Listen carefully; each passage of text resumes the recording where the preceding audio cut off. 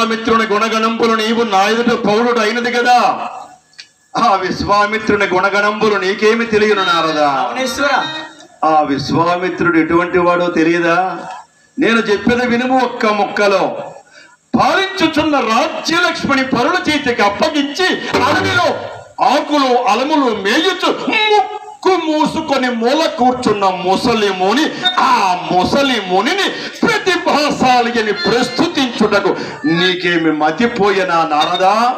రాక్షసేంద్ర, నీవు నాకు కావలసిన వాడు ఒకటి చేత ఆ విశ్వామిత్రుని యొక్క శక్తి సామర్థ్యములు గూర్చి ఇంచుకు తెలియచేసి తిని, అంతేకాని అంతవరకు పోయిన మన వీరులు అపజయం పొందినచో అందువలన వచ్చి నీకును నాకును అంతయో ఇంతయో నా మనంబున ఈ మనమున సందేహింపబడలేదు నారదా. ఈ మాటలు నెక్కువలన పరామర్శన లేక పరిహాస ప్రసంగమున ఈ రాముని శక్తియుక్తులు నీకింకను